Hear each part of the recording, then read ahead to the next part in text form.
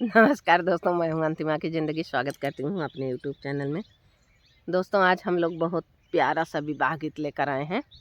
ये विवाह गीत भाभी और ननद के नोक झोंक पर है। भाभी अपनी छोटी ननद की शादी मेघा के साथ करा देती हैं। तो आप लोग इस गीत को सुनिए, बहुत प्यारा है, लास्ट तक ज़रूर सुनना और ढेर सारा प्यारा आशीर्वाद सपोर्ट करना, क्योंकि मैं आवाज़ से ही पता चल रहा है कि मैं गाने की हालत में नहीं हूँ, लेकिन वीडियो बना रही हूँ दीदी के चक्कर में। क्योंकि दीदी चली जाएंगी कल नहीं परसों, मुझे अकेले वीडियो बनाना पड़ेगा, इसलिए मैं दीदी के सपोर्ट से वीडियो बना रही हूँ। ये लाज रखा जाए हो, वायरल कर दे जाए। ज़्यादा से ज़्यादा प्यार आशीर्वाद दीजिए। इस समय आप लोग प्यार देना कम कर दिए हैं, तो ज़्यादा से ज़्यादा दीजिए ताकि हम भी वायरल हो जाएं और सबका सपोर्ट करते रहें। बहुत ज़्यादा ज़रूरत है मुझे। पंच परमेश्वर होते हैं, पंच के दुआ अगर लग जाए तो बेड़ा पार हो सकता है, बेड़ा पार हो जाए। नहीं है, बहुत मझधार में है नहीं है। ले जब प्यारा से बिया सुनत जब भैया बहुत बात हो गई न, कहबा बहुत बतलाती। वक्त है जरूर बताएंगे तो हैं।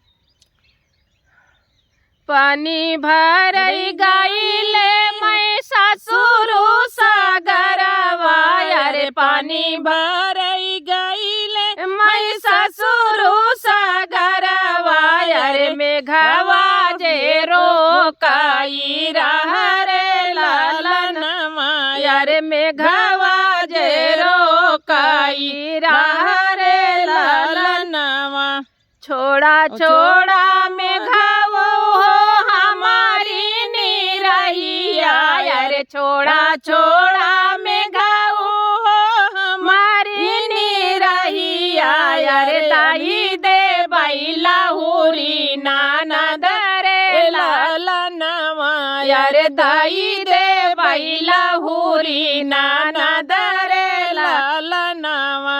एतनी बचन में गऊ सुनायु ना पवले, अरे तनी बचन में गऊ सुनायु ना पवले, अरे आई दुआरवा पे पहुँचे रे लालनवा, अरे आई दुआरवा पे पहुँचे रे लालनवा। बाहर बाटू सरहज भी भीतर बाटू सरहज, बाहर बाटू सरहज भी भीतर बाटू सरहज, अरे भेजी देती लहुरी नानद रे लालनवा, अरे भेजी देती लहुरी नानद रे लालनवा। कैसे के भेजी में घऊ तोहरे के संगवा, अरे कैसे के भेजी में घऊ तोहरे के संगवा, अरे तोहरे से घर ना दुआर रे लालनवा, अरे तोहरे तो घर ना दुआर रे लालनवा।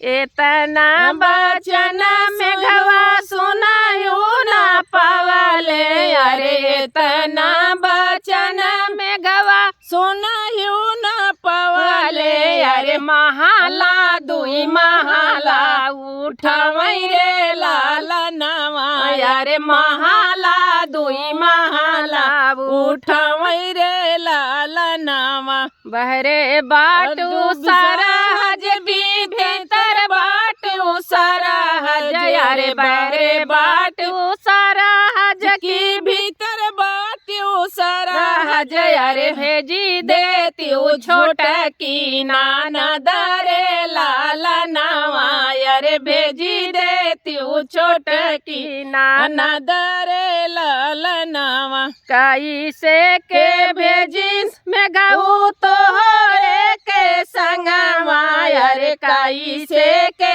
भेजी में गऊ तोहरे के संगवा, अरे नहीं तोहरे गाड़ी मोटर कार रे लालनवा, अरे नहीं तोरे गाड़ी मोटर कार रे लालनवा।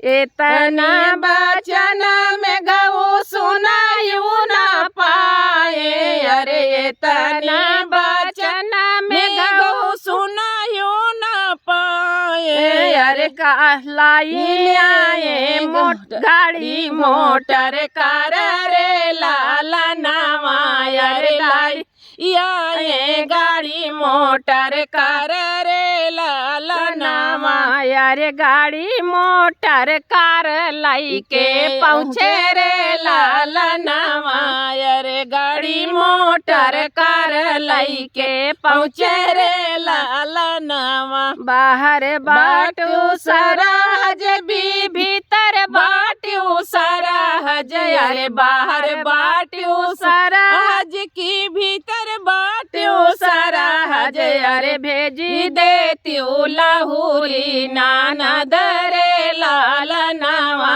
अरे भेजी देती लहुरी नानद रे लाला नामा तनी बचन भौजी सुनायू ना पावली अरे तनी बचन भौजी सुनायू ना पावली अरे भेजी दी लहुरी नानद रे लाला नामा अरे भेजी दी लहुरी नानद रे लाला नामा एक बन गईली दूसर बन गईली अरे एक बन गईली दूसर बन गईली अरे तीसरे में चिल्ही मेड़ा राई रे लाला नामा अरे तीसरे में चिल्ही मेड़ा राई रे लाला नामा यारे मेघाऊ के लाई गई उठाई रे लाला नामा यारे मेघाऊ के लाई गई उठाई रे लाला नामा रोवत